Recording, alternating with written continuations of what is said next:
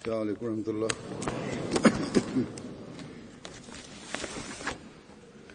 أشهد أن لا إله إلا الله وحده لا شريك له وأشهد أن محمدا عبده ورسوله أما بعد فأعوذ بالله من الشيطان الرجيم بسم الله الرحمن الرحيم الحمد لله رب العالمين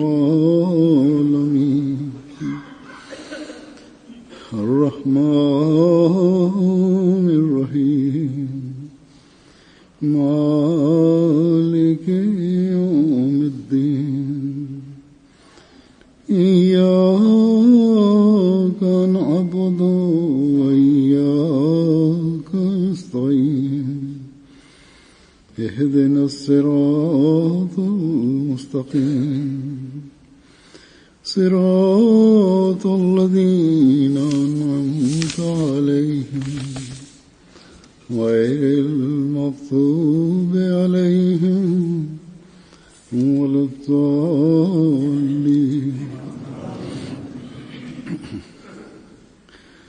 हज़रत मसीह मऊद अलैहिस्सलाम फरमाते हैं कि याद रखो कि इंसान को चाहिए कि हर वक्त और हर हालत में दुआ का तालिब रहे और दूसरे Bismillahirrahmanirrahim. Huzur казва, че обещания Масия алейхиссалату вассалам казва, че да помнете, че човек трябва винаги да се моли и друго. Амма бинемати раббика фахадис, да работи по този закон. И онези благослови, които Аллах е благослови на нас, ние да благодарим на Него и да хвалим на Него. И така и да подчиняваме на Него. И така човек има сила да подчинява на Бог. Когато човек гледа благословите на Аллах всеки ден,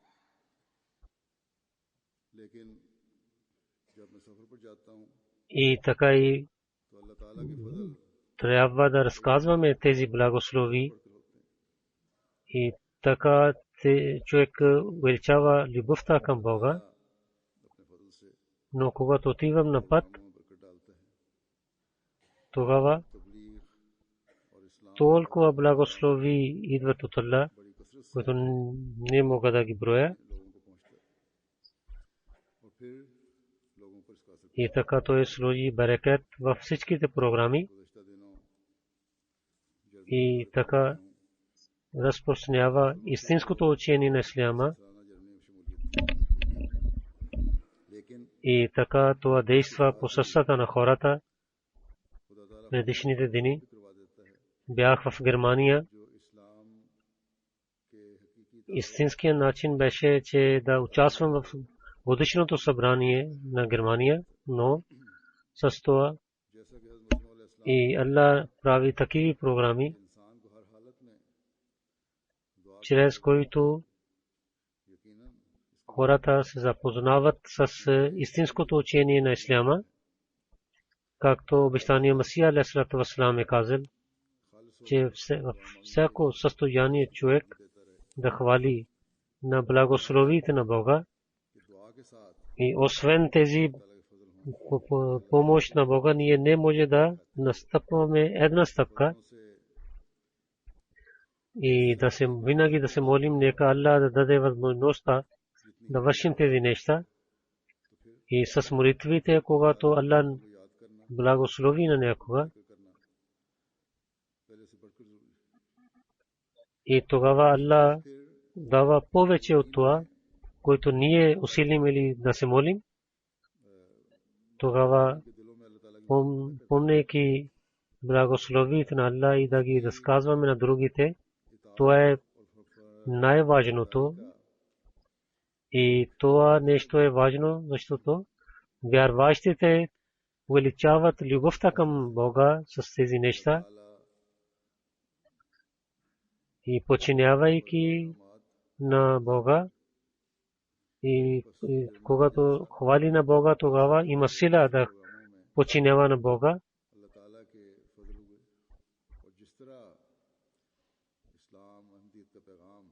И така Аллах увеличава неговите благослови. И така и в Германия, годишно събрание и другите програми, ние гледахме много благословите на Бога и както през тези дни разпространяваше името на Исляма и проповед на Исляма в всяка част на Германия. И това ни дава възможността, че ние да хвалим на нашия Бог. И така и Германия джамаат трябва те да се навеждат пред Бога, че да приближават до Бога, да имаме достъп до сърцата. Това не е възможно без помощта на Аллах, защото ако Аллах не желае, тогава човек не може да прави нищо по сърцата. Ако не е възможно от Аллах, Аллах не позволява, тогава не действа никакво съобщение. Понякога произнесат много хубави речи, но не действат по сърцата. Но един обикновен човек, когато казва някои неща, те действат по сърцата. Ние гледахме тези неща по събрание, годишно събрание. Онези гости, които дойдоха там, те разказваха различните неща за събранието. Накратко ще ви обяснявам тези неща на вас. В Германия с благословите на Бога от източна Европа и от другите съседни страни, държави, много хора дойдоха там. Много онези хора бяха, които не са от джамата и така и не мусулмани. Те само идват да знаят истината за Ахмадия джамат. И така те такаво действат, тези неща действат по сърцата им, че те правят бед. И тази година също Македония, Босния, Косово, Монтенегро, България, Албания, Латвия, Русия, Хунгария, Литвения, Кроатия и Словения. Оттам дойдоха гостите. И така и Белгиум, Холанд, Франция и другите държави също много байин. И гостите дойдоха и участваха в това събрание. Така и в Германия, които живеят хората от Русия и другите хора, те също участваха в това събрание. С всичките се срещнах и имаха въпроси и отговори. Няколко неща сега ще ви разказвам. От Албания дойдоха 16 човека. Двама направиха бейт и влязоха в Ахмадия джамат. Един приятел, Едвин Джепал Сахиб, дойде със съпругата си. Двама работят в сада.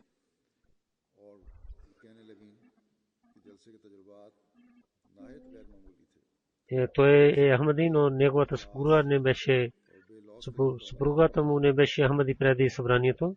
И така, когато тя е дошла тук, гледайки всичките неща, тя направи бейт. Тя каза, че много хубаво беше преданността, обичта, излишва се всякъде. Тези неща действаха по моето сърце.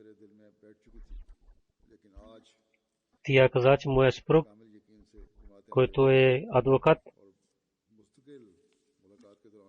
от много време той говореше за Ахмадия джамат и разказваше за доброта на Ахмадия джамаат, но красота на Ахмадия джамаат.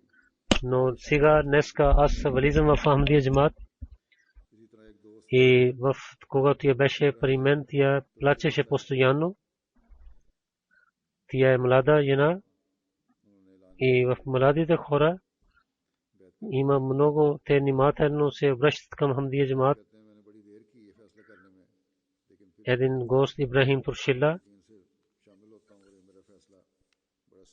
той каза, че през срещата той каза, че аз също правя бейт и влизам в Ахмадия джамаат.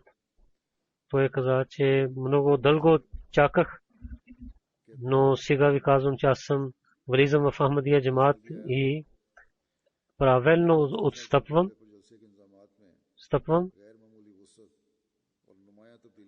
Агрон Сахиб, той казва,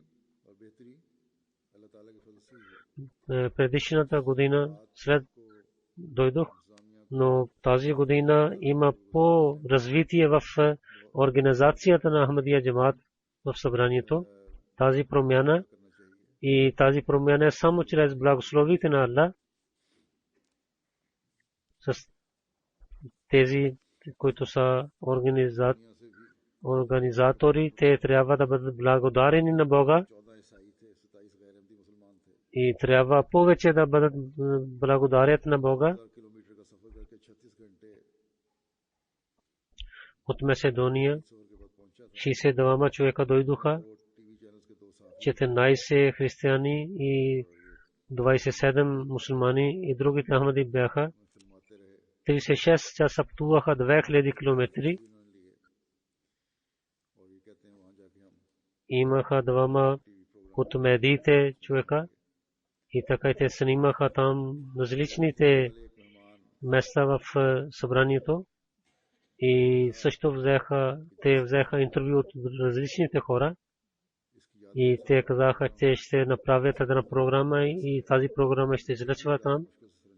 Един гост от Македония каза, че влизайки в събранието, участвайки в събранието, така влизам, се връщам, че тази работа, то кое е трудна работа, това събранието, че една голяма държава не може да върши такава работа.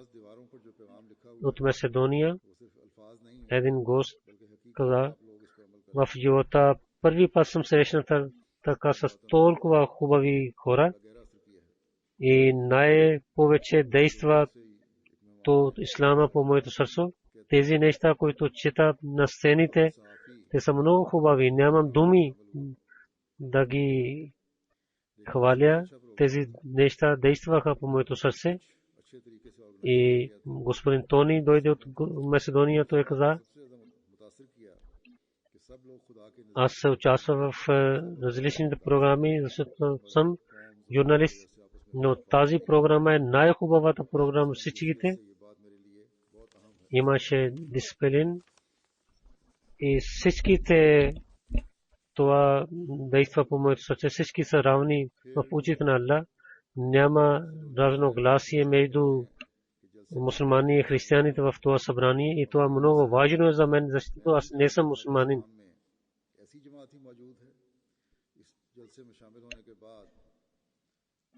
И така и от Македония един гост каза, първи път дошъл съм тук, не знаех нещо, че има в исляма такъв джамаат, че след събранието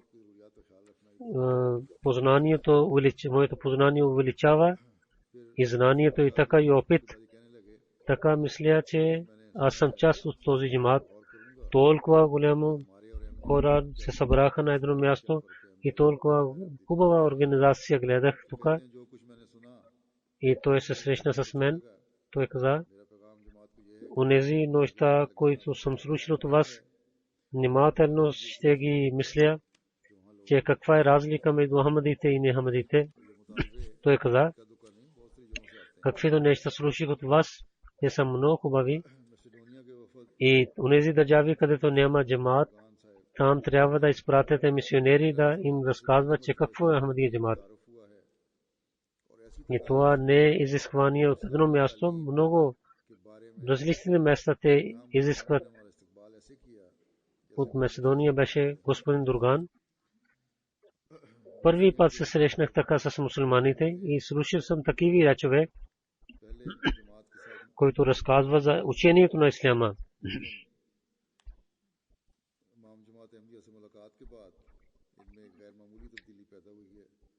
От Босния един човек казва, той нямаше преди връзка с Ахмадия джамат,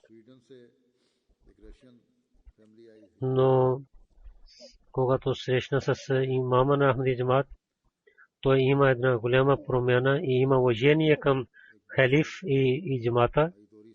От Суиден един фамилия от Русия дойдоха там.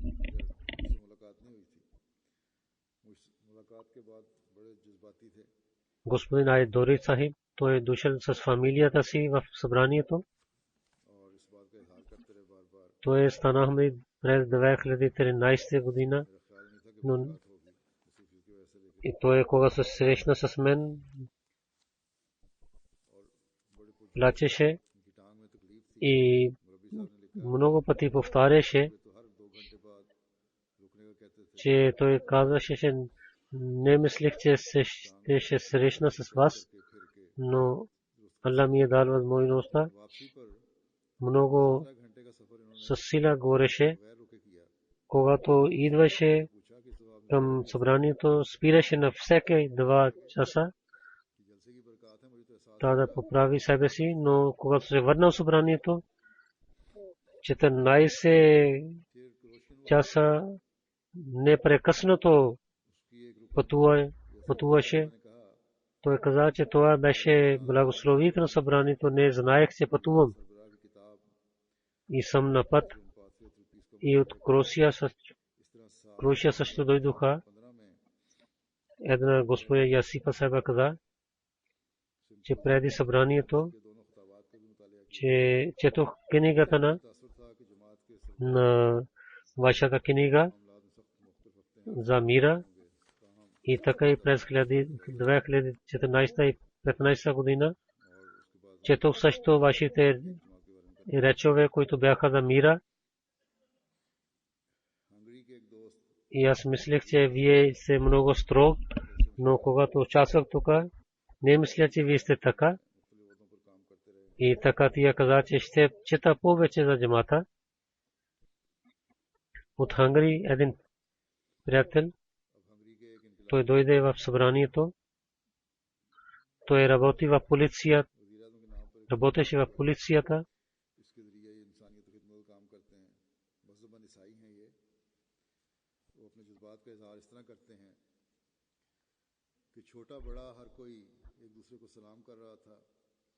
Има един фонд по името на премиера на Хангри, където той работи там. Той казва, че голям малек всеки поздравяваше на един на друг, казваше асаламу алейкум. Аз не разбрах какво казват, но гледайки лицата им, мислех, че те разпространяват мира и любов. И много бил съм в различните държави, но това нещо не гледах никъде. Състоянието на събранието действа по моето сърце с един нов начин. От Унгария също Габул Питър Сайб каза, той е еврейн. Той каза, преди събранието се срещнах с мисионер. Той каза, че когато говорих с него за исляма и за еврейн, той спореше с мен, но когато се срещна с халиф, с мен, той каза, че вие не само вярвате в любов към всеки, омраза към никому, вие също работете. Вашите дела са като този мото. И сега той каза, че ако има някаква нужда от джамата в Унгария, той ще помогне на джамата. И това е промяна, която Аллах прави в сърцата на хората.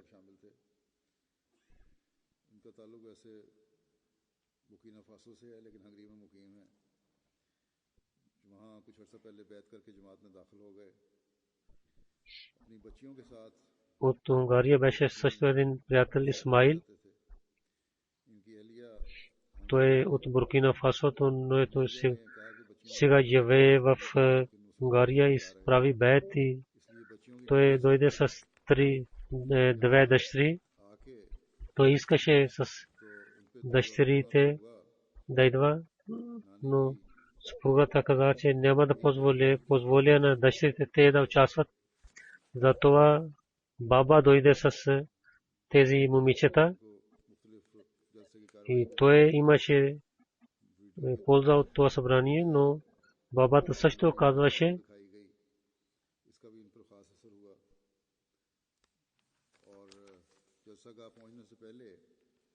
и тя гледаше внимателно цялото събрание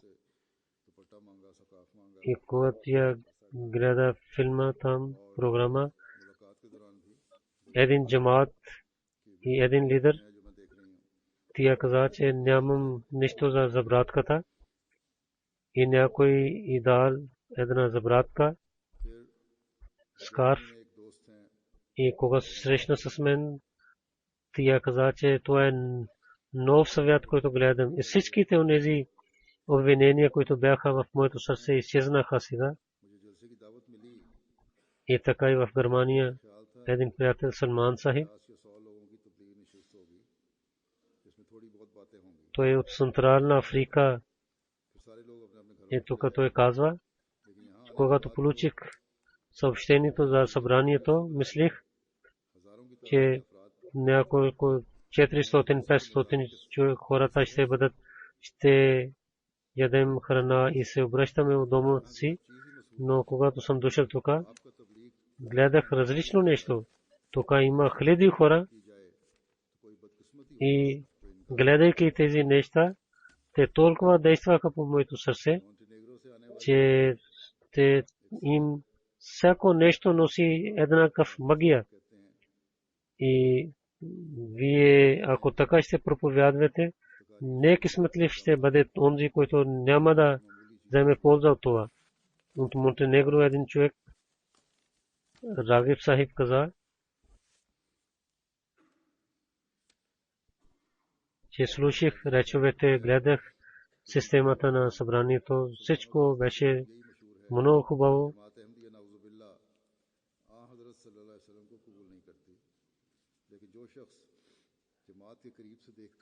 И така и Раджиб Сахиб каза, в Монтенегро мусулманите мислят, че Ахмадия джамаат наузубилlah мин залик не прави, не е свързан с пророк Мухаммад Мустафа саллаллаху алейхи ва саллям, но онзи, който гледа внимателно на джамаата, той веднага знае, че това е лъжа, който ходите казва срещу Ахмадия джамаат.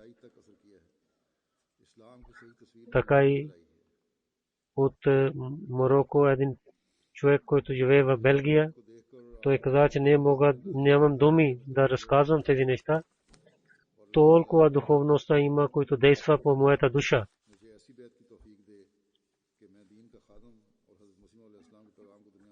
Гледайки на халифа и слушайки неговите речове, и имам промяна в себе си, нека Аллах да ми даде възможността да правя такъв бейт, че да служа на исляма и така и да бъда слуга на обещания Масия алейхиссалату вассалам. Един немец, Хеко Френикъл господин, каза, това е моя първи път съм дошъл да знам нещо за Ахмадия джамаат и за Ахмадиите. За мен той каза, че каквото той каза, това е истина.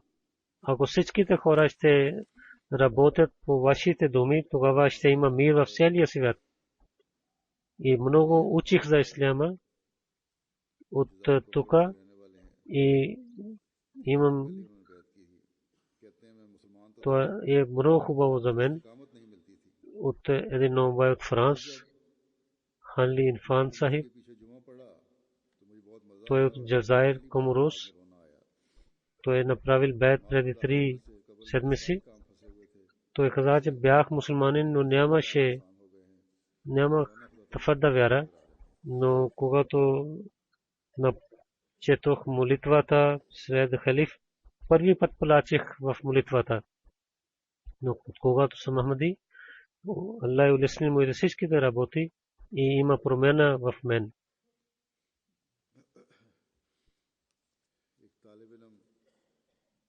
Ученик Еграс казва, преди да дойда тук, чрез медиите имах много лоша картина за исляма, но сега, когато съм дошъл тук, разгледах различни неща.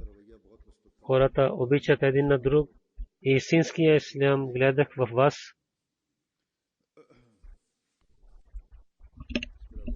И така има много хора разказват. Един адвокат от Литвания каза, че участвайки в това събрание, има много полза. Слушах речове на халиф и това е нов опит за исляма. Тук гледа истинското учение на исляма. Съм благодарен, че като адвокат в Литвания, че ще служа на вас и на вашия джамат в Литвания. От Босния един човек каза,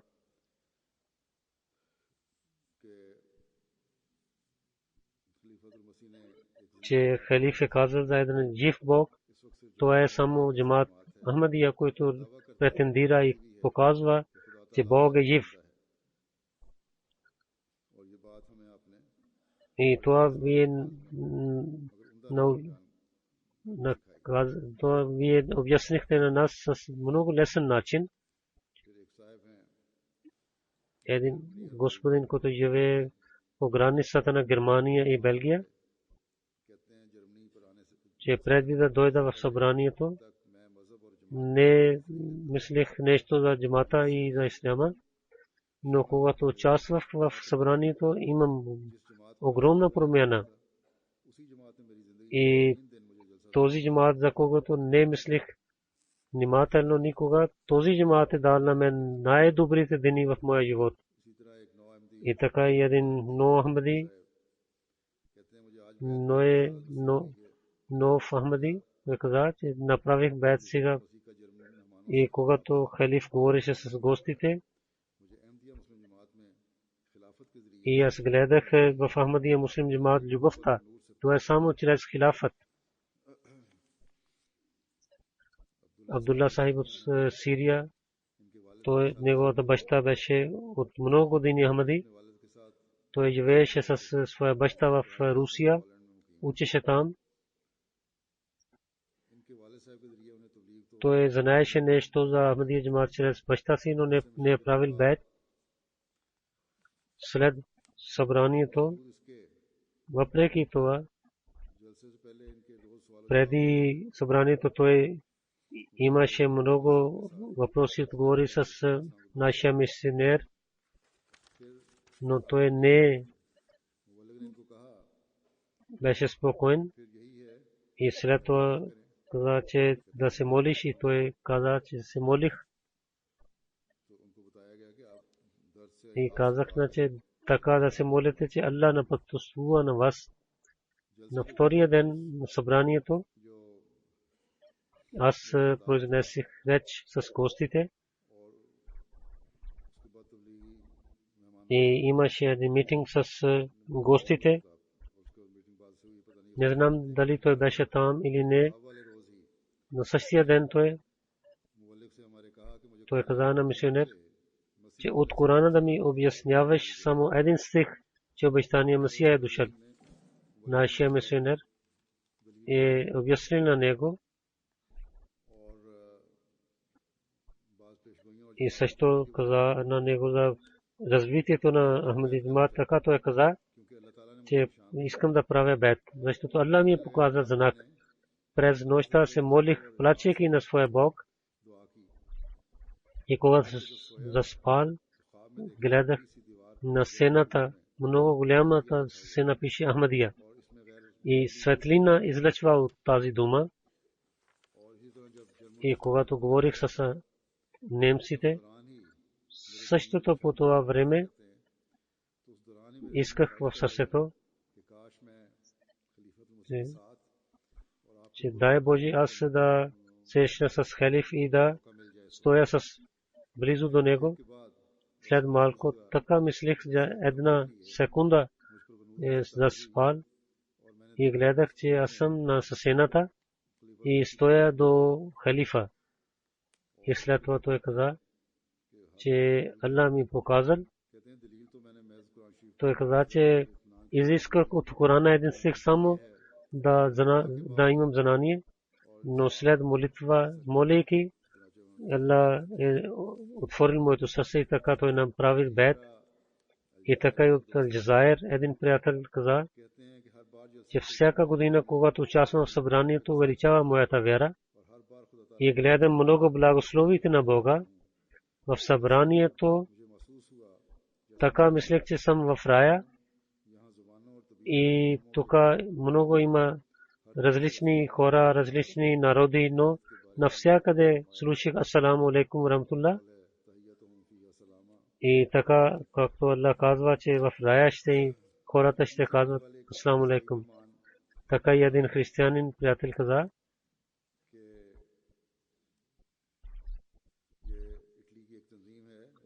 в Италия има една организация, че религия за мира.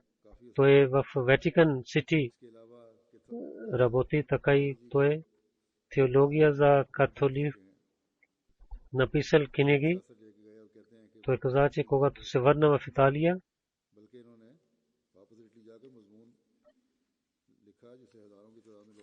той е написал една статия там, на когото хиляди хора четат. Той каза, че казвам, че събранието беше много чудено място, че много големи думи четох, че обич към всеки, омраза към никому. Първия въпрос беше дали те са мусулманин. Няма съмнение, те бяха мусулманин. Състоянието там беше пълно с обич и любовта.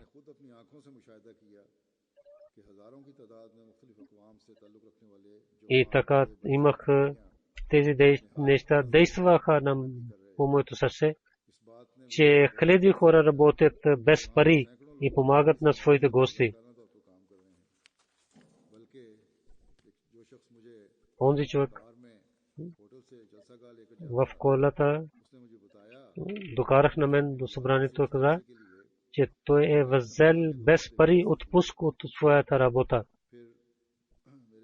И за мен той каза, слушах речовете на халиф и те напъствуват на човека към правия път, обич, братство, единство, излъчваше от думите на халиф. И така той е публикувал такава статия в Италия. От Сирия беше един лекар. Тя каза, че не съм гледал такава организация.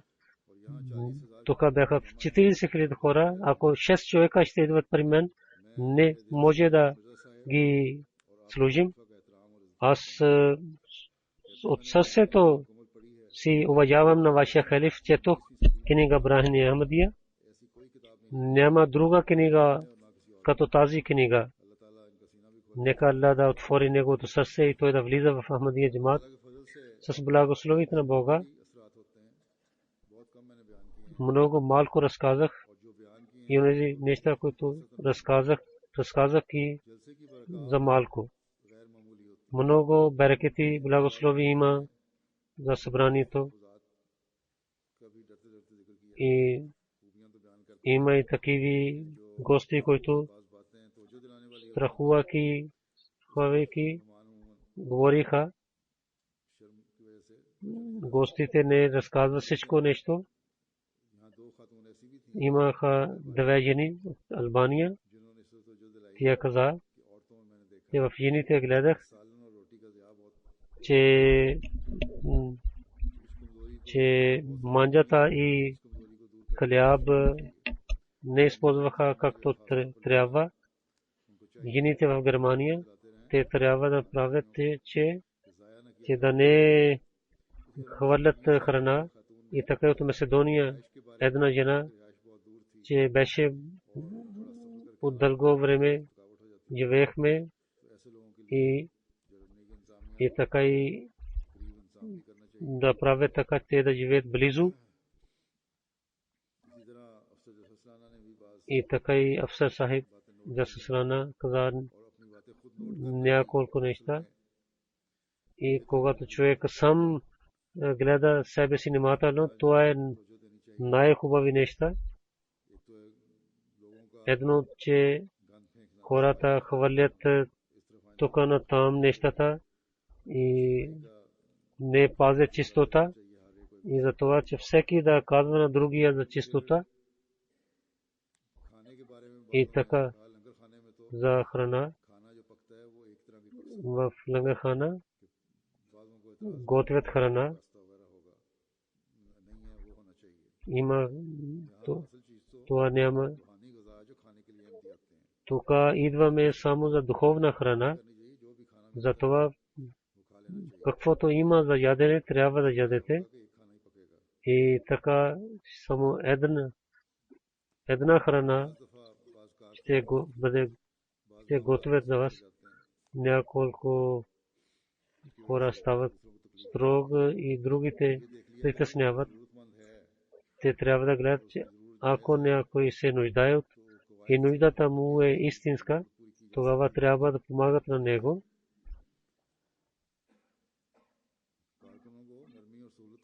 И работниците винаги да бъдат добри и улесняват работа.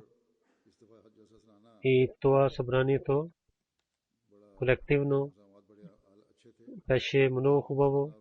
Организацията беше много хубава. И цялата организация работеше много хубаво. Трябва да гледате внимателно всичките неща, да имате в бъдещето по-добра организация. Нека Аллах да благослови на всичките работници, които трудиха там, въпреки че дойдоха много гости, нямаха къде да спят. Първата нощ беше така, но втория нощ всичко стана нормално. И другите слабости, които като звука на събранието беше, благословите на Аллах много хубаво, както казах. Благодаря на всичките работници и така и в отидох за откриването на джамиите. С няколко думи ще ви разказвам. В Ахан беше откриването на джамията.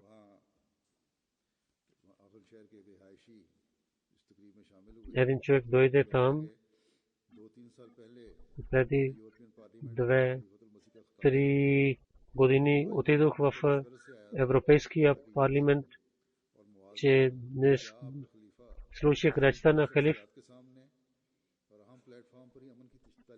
И днеска съм дойдох, че само вашия халиф на големите места говори за мира или за обикновените места също той говори за мира.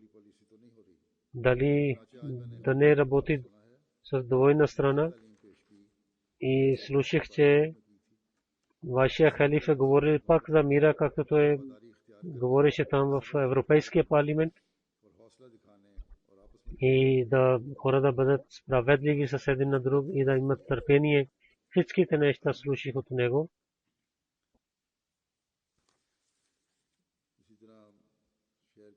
И така и главен на града, той хвали на джамата.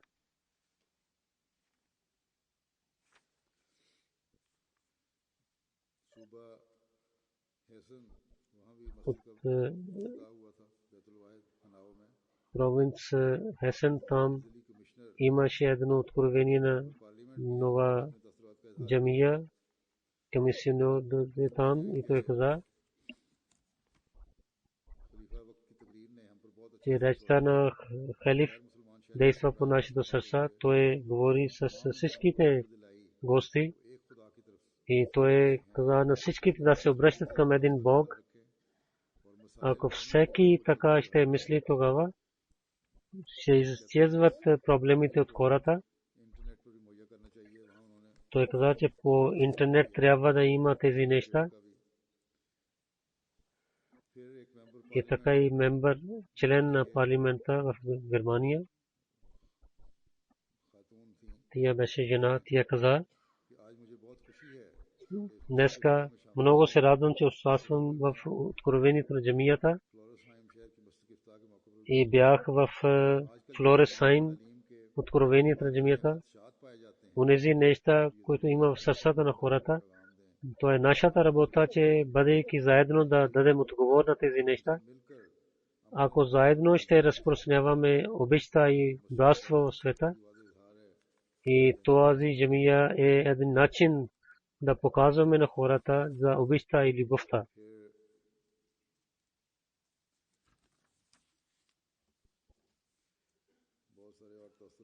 Има и много неща.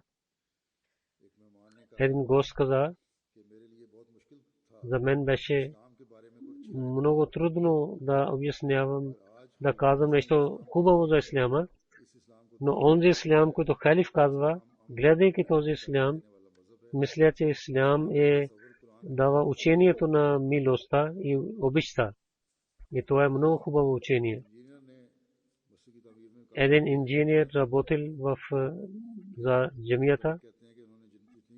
Той каза, че всичките неща, които халиф каза, съм съгласен с него. Той каза, това събрание ще бъде като християните, но това беше много хубаво събрание. В медиите много излъчваха програмите в Германия, колективно около различните вестници. 28 новини и 8 радио и 4 телевизии публикуваха, излъчваха новини. 6 или 7 милиони хора слушаха тази програма. И в Германия публикуваха 36 новини и докато около 32 милиона хора четат тези вестници. 3 различни радио също излъчваха програмите.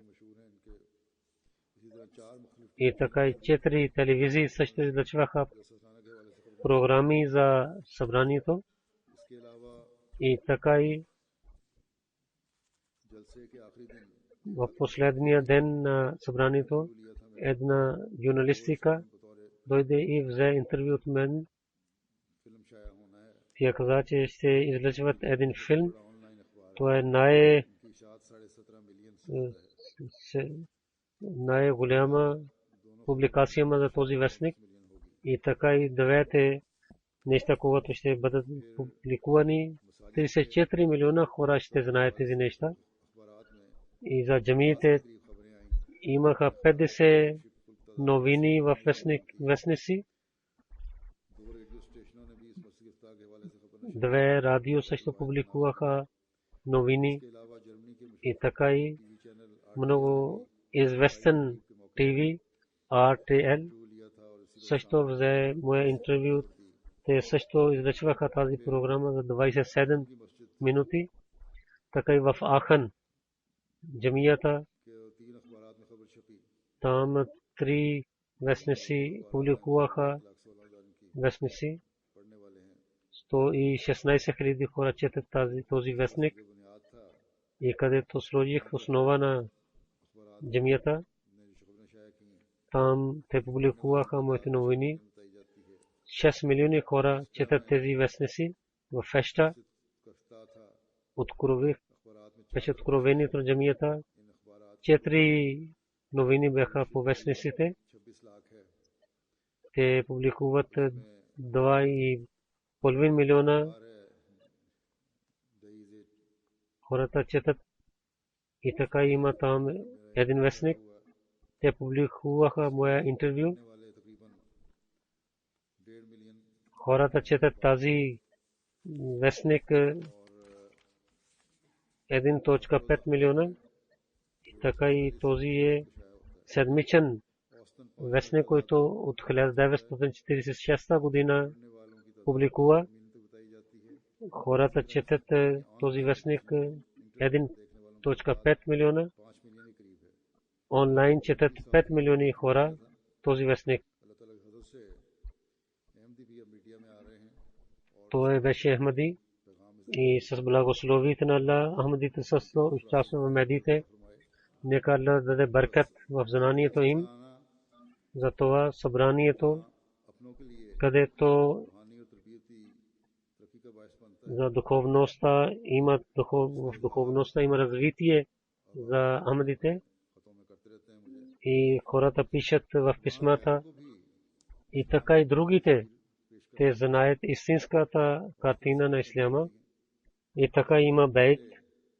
Много хора, които преди правят бейт, не бяха готови да правят бейт. Питайки в няколко въпроси правиха бейт. За колко има благословите на Бога, как човек да благодари, дарява тези благословите на Аллах. Нека Аллах да направи така, че всичките джамати да вземат тези благослови и онези, които нови влизат в Ахмадия джамат, те да бъдат част от Ахмади джамат и така да разпространяват благословите на това събрание. Нека Аллах да благослови на всичките, които участваха в това събрание, те да вземат тези благослови и ние да бъдем благодарени. След намаз има джаназе. Мукаррама Рашида Бегам Сайба, Сабура Ахлия, Сабурата на Мухаммадин Бадр Сахиб от Кадиян. 70 годишна беше тия. Инна лиллахи ва инна илайхи раджиун. Тя беше от Карнатак, Индия. Тя се жени с Бадр Сахиб. Той беше един от 313 дървеши в Кадиян.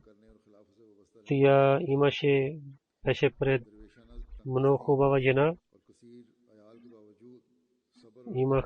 Имаше много деца, но винаги беше благодарена на Бога. Търпелива беше. Тя има 4 момчета и 4 дъщери. Мубашир Ахмед Бадр, нейният сън, Тахир Ахмед Бадр, работят там като различните офиси в Кадиян. И Зед Шамсуддин Сахиб е мисионер. Тя беше муси и там Бахисти Макбара Кадиян има нейния гроб. Нека Аллах благослови на нея и увеличава нейното място в рая. И нека нейните деца да продължават да вършат добрини и те да продължават да вършат тези добрини, които тя е вършила. Амин.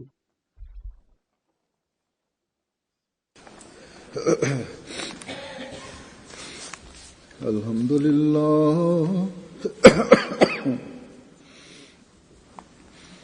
الحمد لله نحمده ونستعينه ونستغفره ونؤمن به ونتوكل عليه ونعوذ بالله من شرور أنفسنا ومن سيئات أعمالنا